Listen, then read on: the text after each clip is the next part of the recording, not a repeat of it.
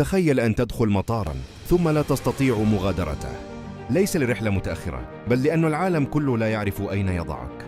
هذه قصة حقيقية لرجل عاش داخل مطار لمدة 18 سنة كاملة، اسمه مهران كريمي ناصري. في سبعينات القرن الماضي أجبرته الاضطرابات السياسية في وطنه إيران على المغادرة، حالماً بحياة جديدة في بريطانيا. كانت باريس مجرد محطة عبور، لكن عند وصوله لمطار شارل دي غول وقعت الكارثة.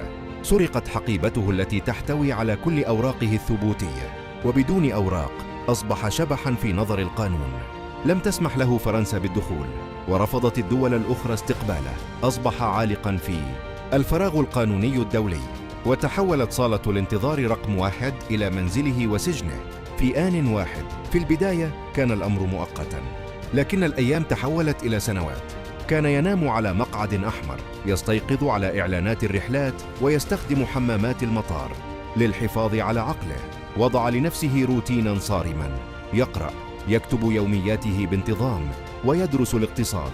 بعد أكثر من عقد من الزمان، وفي عام 1993 جاء الفرج. منح أوراق لجوء فرنسية، لكنه رفض التوقيع عليها. لماذا؟ لأنها لم تذكر اسمه الذي اختاره لنفسه، السير ألفريد، وأصرت على أنه إيراني. لقد عاش في عالمه الخاص لفترة طويلة، لدرجة أنه لم يعد قادراً على قبول الواقع الخارجي. وهكذا بقي في المطار ل7 سنوات أخرى، حتى عام 2006 عندما تدهورت صحته وتم نقله إلى المستشفى. بعد 18 عاماً غادر المطار أخيراً. قصته ألهمت فيلم The Terminal، لكن الحقيقة كانت أكثر تعقيداً ووحدة من أي فيلم. قصة رجل بنى هوية جديدة في أكثر الأماكن عزلة في العالم.